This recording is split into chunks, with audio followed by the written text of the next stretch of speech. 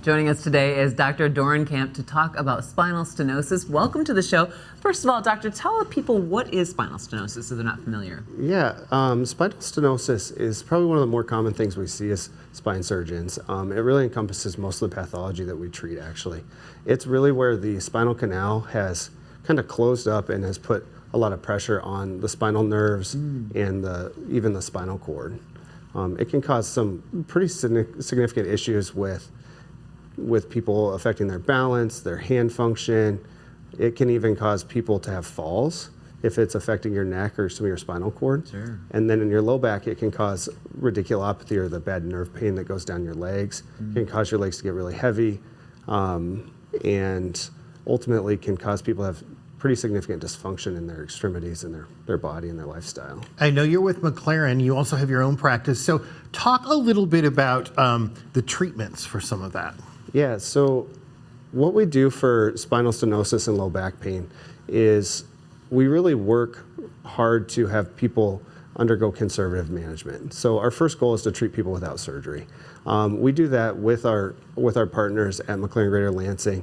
We work very collaboratively with a multidisciplinary team to help manage people with things to help avoid surgery first and foremost. Fortunately, for people that fail all of those treatments, we have people like myself who offer surgical management. And those can be as simple as having a little surgery to take some of the pressure off the nerves and shave some of the arthritis away from the spinal nerves or the spinal canal, or it can be something as big as a spinal fusion.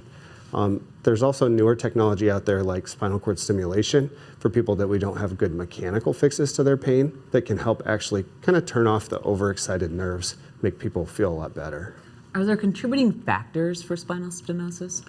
So there's a lot of different things that cause spinal stenosis.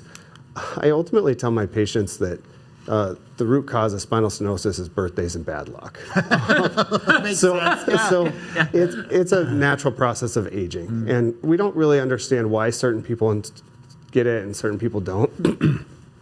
But we know there's some genetic component to it, but ultimately it's an arthritic change in the back. You are having a lecture coming up, McLaren Healthwise Community Lecture Series on Tuesday, August 20th from 6 to 7 p.m.